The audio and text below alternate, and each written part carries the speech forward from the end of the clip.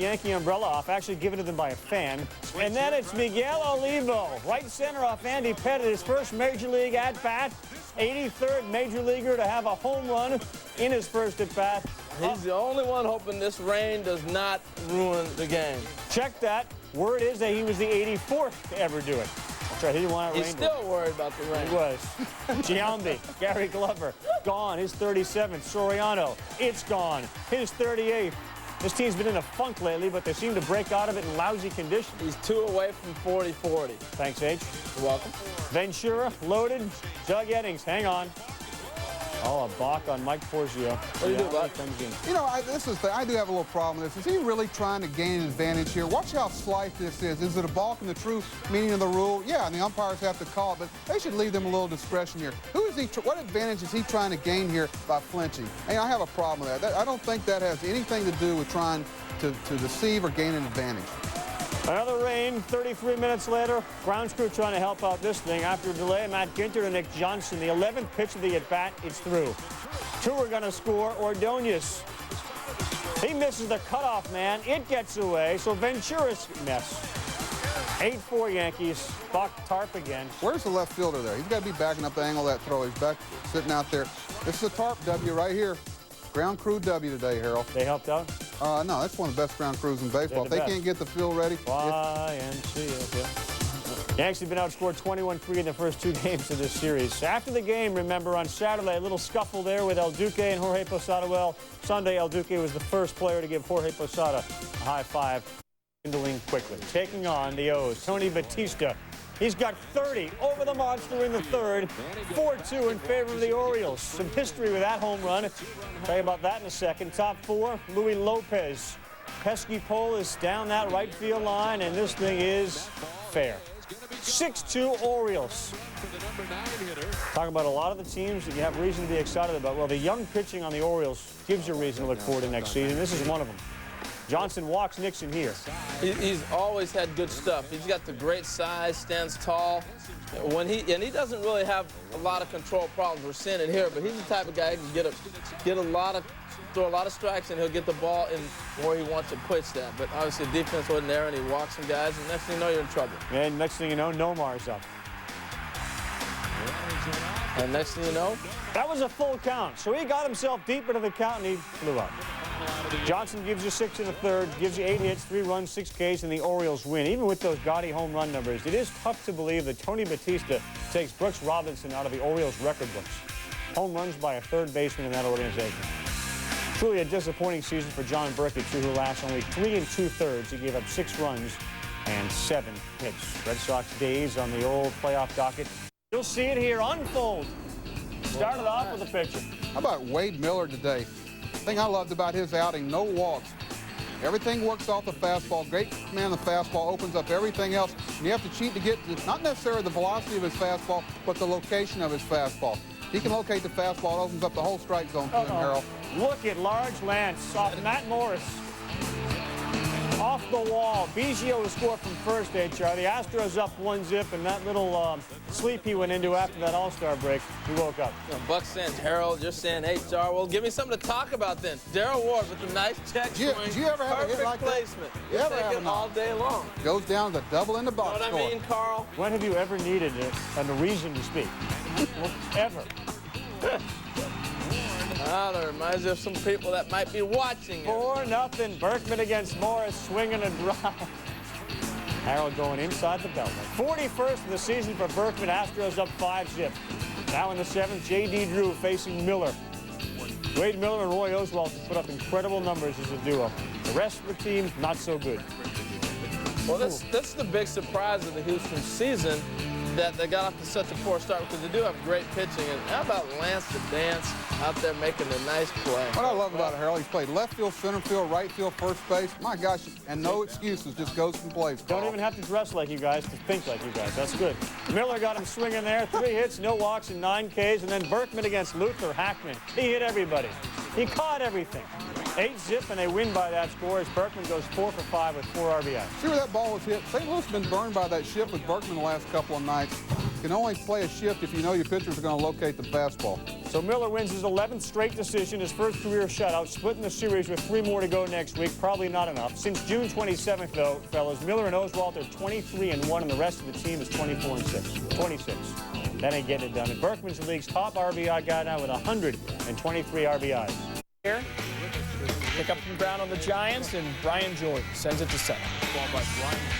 Juan Pierre cannot see a darn thing. Lost it in the high sky of Denver. Double for Jordan, then Todd Zeile in the second off Andy Ashby. Watch Marquise Grissom. I quit. Forget it. Zeile, who pitched on Saturday night, gets the double. He tries him up, he tries him down, and yeah. All right, top of 3. After Nagel walks Brian Jordan to load the bases in his elbow, we have an issue. He's gone, so Justin Spire is going to have to come in. They're the Rocky available pitchers to go with Spire. He gets Eric Karras with the bases loaded, forces out Brian Jordan. So Rock still lead in the 5th, 2-1. Bottom 5 now, Milk. Zeile, Parmesan to right. Pretty good hitter for a pitcher. 17th homer of the year, 5-1 Rocks. Dodgers chip away. They're down by 1. Top of 9. Their man, Sean Green at the dish against Jose Jimenez. He didn't quite get it in the sweet spot, but the air is thin. But the air is there. The Rockies are winners, 5-4.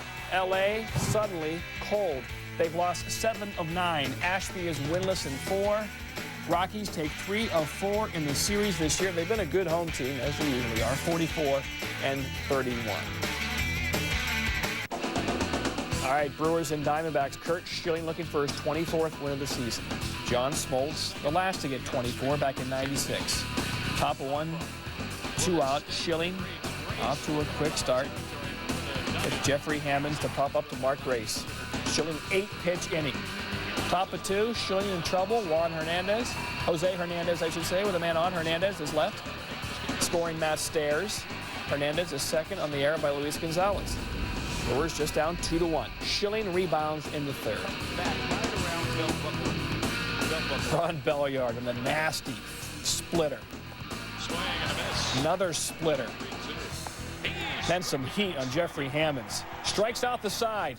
Top of 5, 2 on for the Brewers, and Hammonds up again. Schilling, same result, this time with a fastball outside corner. That was K number 299 on the season. D-backs out of the jam. Then bottom 6, Dandy Miller against Ben Biggins, runner on second. Barely gets it, but the Brewers would help them on. Hernandez throws it away. DeLucci scores. D-backs up 3-1. Top of 7, 2 out. Schilling once again in a bit of a trouble. That one drops in there. And the Brewers now trail by the score of 5-3. Top of the 8th. Schilling still in there. D-backs up. Jose Hernandez up the middle. Here comes Richie Sexson. Brewers down by just 1 now. 1 on, 2 out. Schilling gets Jorge Fabregas looking 300th K this season. So with 1 on and 2 outs, he gets out of the jam. Now, can Kim save it? Grace? Oh! Thought he had a force at second. Spivey thought he was going there. Took his eye off the ball as Grace came to him. All the round to score, and the game is tied. Schilling can't believe it. So much for that 24th win. We go all the way to the bottom of the 13th, and Tony Womack just serves it to left. Felix Jose, please. Comes to score the winning run, and the D-backs, they're winners. 6-5, so Arizona wins. Dodgers and Giants lose. Magic number for Arizona down to 7. Tonight, John Butchergrass back with you. Padres and Giants. Top of the 1st, no score. Ryan Klesko against Kurt Ainsworth. Mark Kotsay on 2nd, and Klesko, fair or foul? Close. Kotsay will score. How close? Check out the replay. Man, right on the line, barely. 1-0 Bonds. Bottom 3, home plate umpire Mark Hirschbeck trips over catcher Will Nieves and falls down. That puts him in a bad mood for the rest of the game. Bottom 4, Barry Bonds, Jake Peavy. Strike 1, the breaking ball. Pitch 2, another breaking ball. It's 1-1. Third pitch, breaking ball again. That's a strike. Bonds in the hole, 1-2. Fourth pitch, some high heat here. Bonds just gets a piece of it, stays alive. Fifth pitch. That's a new one. A bat, a changeup. Good bit of pitch in there. Jake Peavy, Bonds' first strikeout in 97 plate appearances. Then the fifth with runners on first and third and Bonds up. It's a wild pitch from Peavy. Ainsworth scores. It's 1-1. Top of 6, same score. Klesko. Oh! He got on that one. It's in the water, but it's foul. Later in the AB, that one is fair. Klesko's 29th of the year. A 2-run shot, and the Padres have a 3-1 lead. Top of 9, 3-1. Strike him out, throw him out. Oh, he looked out, but he's called safe. Cesar Crespo with the steal. Benito doesn't like it. He won't like this either. 2-2 pitch, Eugene Kingsdale. Audio replays seem to indicate a foul tip, strike 3. That's what the Giants were upset about, not so much the check swing. Dusty Baker comes out and says foul tip. Hirschbeck is really upset. Again, he was injured earlier in the game, so perhaps that's why he's in such a bad mood. And watch what happens. Instead of a strikeout on the foul tip, it's a base hit up the middle, and the Padres have insurance. 4-1. Now watch Santiago. He's pretty calm about it. Doesn't show up the umpire.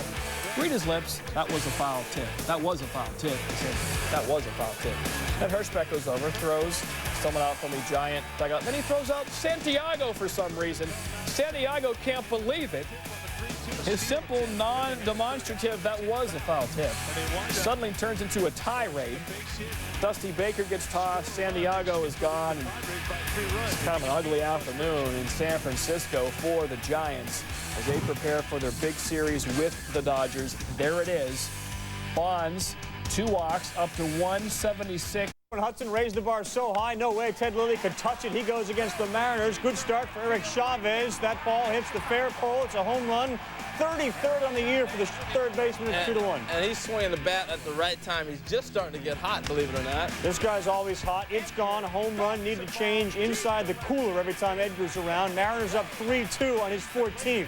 Same score in the 5th. John Mabry steps in against Joel Pinheiro, and we have liftoff. Straightaway center field. That tied it at 3, and the Mabry Maniacs are all excited. Has anybody noticed the change in that ballpark in Oakland now when they brought the fences in and almost made a dome out of that place, how the ball flies? Yeah, you couldn't hit the ball at that ballpark at night. Now they're hitting it out anytime. But one of the keys to the game today was Joe Pinheiro keeping Tejada in check. Look at the way he pitched him over the course of the game. Got ahead of him, expanded the strike zone, had that great late life, filled his position. I guess you could say he just defended himself more than anything. Anytime you can keep Tejada from hurting, you got a good chance to win a baseball game. 7 Ks in the game. Whoa, Cirillo down the third baseline. Chavez, no chance. Chance! It's Skorsky, and the Mariners got a 1-run lead on the play. Such a tough play for a second baseman over there because you got that runner bearing down on you, Harold. Brett Boone, off Bradford and back up the middle. Ichiro's coming in. Might there be a play? No. That scores 2. Seattle goes up by a score of 6-3. And really, Brock, you talked about it. The story of the game was the pitching of Pinheiro. He K'd 7 in this one. It's been a start that they've been waiting for. And Ted Lilly, I know that they raised that bar pretty high, but 3 innings and 3 earned. He's not exactly what they've been looking for. Not as a starter, maybe, but what a weapon he's going to be along with Rincon out of the bullpen in the playoffs. I don't really like how they changed his motion. He used to have some deception to him. Now he's just smooth and free and easy. And See if the Angels can pick their spots in this one. Bottom 1, no score. 1 on, no outs. Gloss to second. Young flip, but A-Rod's off the bag, and A-Rod still the first is late. Both runners safe. Bases loaded now, still in the first. Sean Wooten takes the Kenny Rogers pitch to right, 2-run score.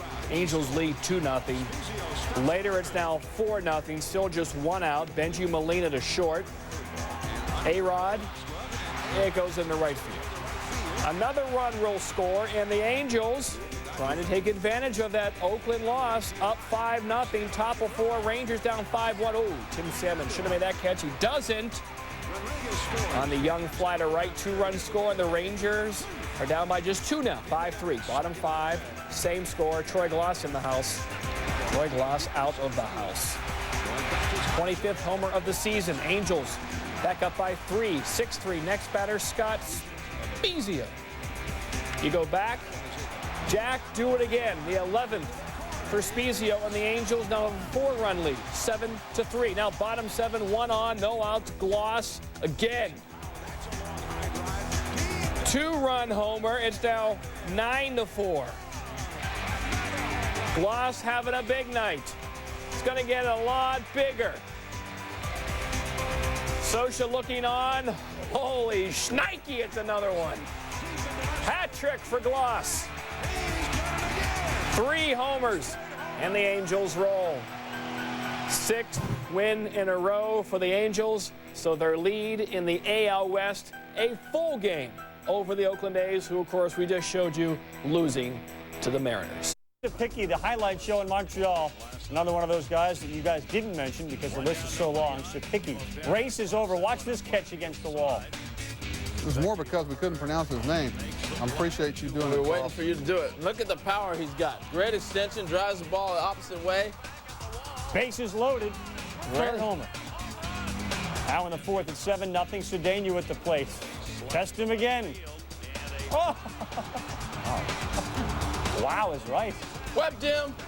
Top 9, John Valentin against Jim Brower. You can't pick on that left fielder. He's going to burn you.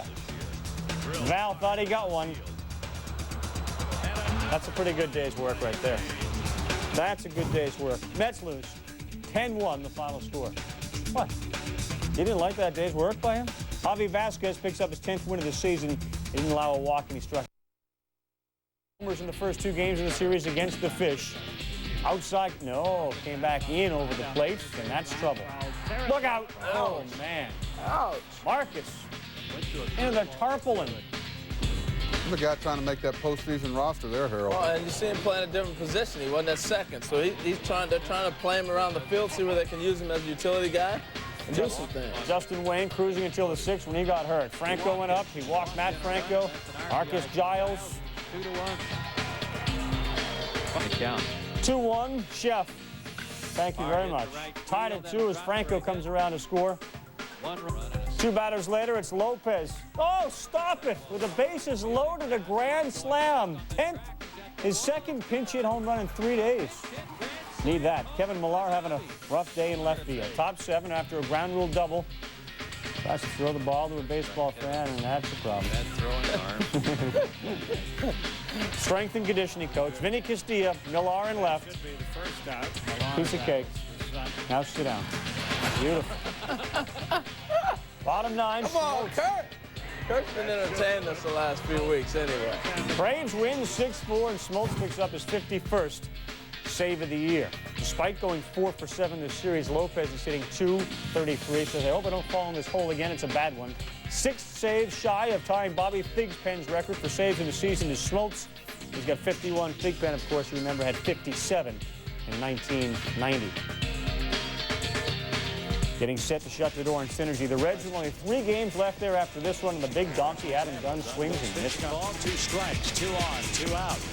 Breaking ball. What? That ballpark is an ugly park, too. They need to leave that place. I tell you, Harold, they talk about Pryor and Kerry Woods. This Zambrano kid's got good stuff. Great late life on his fastball. Big man Carlos Zambrano. Sammy Sosa going down and getting dirty. A 3-run jack, his 46th of the year, and measured it at 421 feet. He's got 102 RBIs. It's 3-0. More. Bobby Hill, 3-run shot of his own, 3rd of the year. Cubs put a 6 spot up to support Zambrano. Sosa at 46 needs 5 to break 50 for the 5th straight season, 4 to tie it. No one in baseball has ever had 5 seasons of 50 home runs. Sosa also gets RBI 100. He joins Willie Mays and Mel Ott as the only National League players to have 8 straight seasons. Clinch at least a share of the division title, fittingly against a team that's dominated the division the last 7 years, of course, the Indians. Series. Well, the Indians brought up a lot of guys they want to give a look to in September. Ben Brocher's there. We got Brandon Phillips right here. We got a chance to see Brandon in the Futures game. When you start getting numbers like 61, 70, 99, you know those guys are just getting September calls. Maybe more importantly, Kyle Loesch is pitching well, and Bobby Kelty exits center stage. Or is it Coco? Huh. Man, he's going to be a player. Coco Puff is nice. Bobby Kelty there, top 7. Twins up 1-zip. 2 on in scoring position. Denny Hawking waiting, watching this thing drop into right. Doug Mankiewicz, Kadire both score. 3-zip, Hawking 2 RBI single. Johan Santana, Earl Snyder, he strikes him out. Threat is over. Bottom 9, 5-zip. Every day, Eddie. Hats off to Jim Tomei.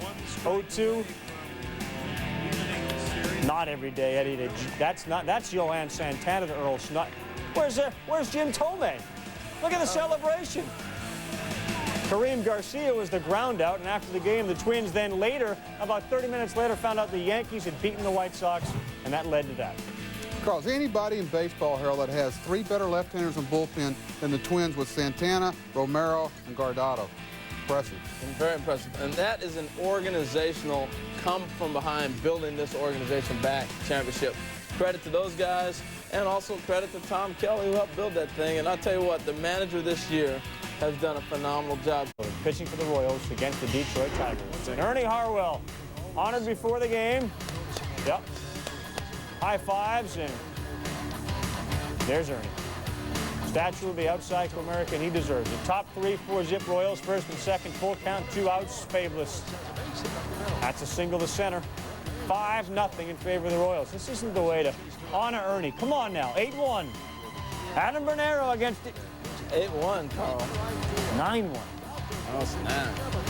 I think Ernie probably has called better games.